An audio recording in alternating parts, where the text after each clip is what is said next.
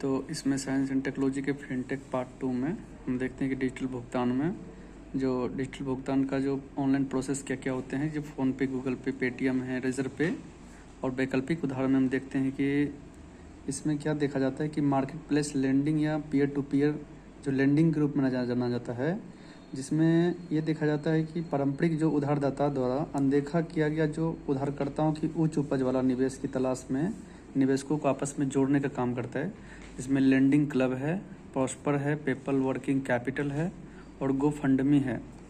बीमा के क्षेत्र में देखें तो बीमा में भी देखते हैं कि स्वास्थ्य बीमा कवरेज होते हैं, जीवन बीमा है, LIC है, कार बीमा है। तो इन सब के लिए क्या है, डिजिटल इंश्योरेंस कंपनियां या पॉलिसी बाज़ार के थ्रू उनको क्या करती है कि फिनटेक कंपनियों को अप्रोच करती है।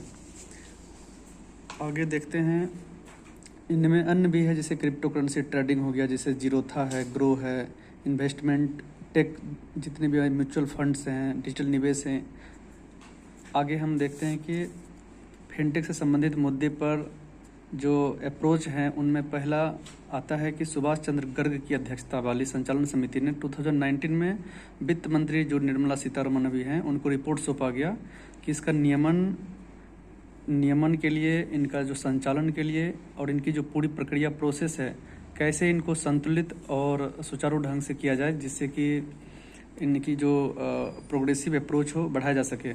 इसमें देखते हैं कि फिनटेक से संबंधित नियम को अधिक लचीलापन बनाना, जिससे कि जो भी उद्यमशीलता हो उनका निवेश आकर्षण अधिक हो, इसको लिबरल बनाना और बढ़ाने के उद्देश्य से इसको किया जाता है।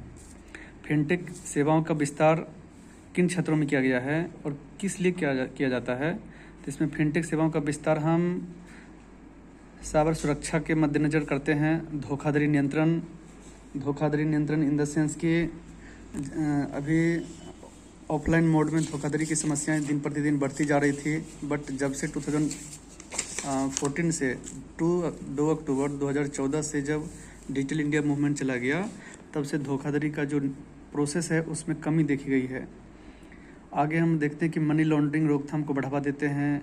वर्चुअल बैंकिंग, अब आजकल फिजिकली बैंक जाने की ज़रूरत नहीं है, आप ऑनलाइन एक्सेस करके मोबाइल बैंकिंग हो चाहे अन्य प्रक्रियाओं के थ्रू आप बैंक से सेवाओं ले सकते हैं। वित्तीय साधनों का डीमेटेरियलाइजेशन, इट मीन्स कि आप जो भी है हार्ड कॉपी जो जमा करते थे फॉर्म फिलअप करके, अब डिजिटल माध्यम के थ्रू आप ऑनलाइन बैंकिंग सेवाओं से अप्रोच करके आप त्वरित पहुंच बढ़ा सकते हैं और बैंकिंग कर्मचारियों को भी आसानी होती है कि वो डिजिटल माध्यम के थ्रू सत्यापित करके आपको उस सुविधाओं को मुहैया कराती है। आगे देखते हैं कि फिनटेक से क्या प्रॉफिट हुआ है, तो उसमें वित्तीय समावेशन का मतलब ये होता है कि समाज के सबसे निचले तबके तक के समुदाय को वित्तीय संस्थानों से जोड़ना। वित्तीय संस्थान इट मीन्स कि उन्हें कृषि के लिए, उच्च उपज के लिए जो भी जैसे कि नाबार्ड से जो ऋण सुविधा मुहैया कराना हो, चाहे बैंकिंग से अप्रोच बढ़ाना हो, बैंकिंग में उनके खाते सुनिश्चित कराया जा सके जिससे उनका जो बैलेंस है वो सुरक्षित हो सके। इसी के मद्देनज़र 28 अगस्त 2014 को वित्त मंत्री PM नरेंद्र मोदी ने जनधन योजना चालू किए थे। आगे है कि इसको सहयोग और समन्वय और सुचारू ढंग से इसे आगे बढ़ाया जा सकता है। बट इनके आगे जो भी आर्टिफिशियल इंटेलिजेंस हो, चाहे जितने भी डिजिटलीकरण होते हैं, उनके सामने क्या चुनौतियाँ आती है कि वो साइबर हमलों के प्रति संवेदनशील होते हैं। तो साइबर हमलों से बचाने के लिए विभिन्न उपाय करने होंगे। सेकंड है कि डेटा गोपनीयता का मुद्दा बन जाता है। अगर डेटा सुरक्षित नहीं रखा गया तो डेटा जो है अन्य किसी अनौपचारिक संस्थानों के पास जा सकता है। थर्ड है कि विनियमन में कठिनाई होती है, इसके लिए सरकार को चाहिए कि विनियमन के लिए एक उदारवाद प्रक्रिया अपनाई जाए। आगे का रास्ता यह है कि साइबर अपराधियों से बचाव।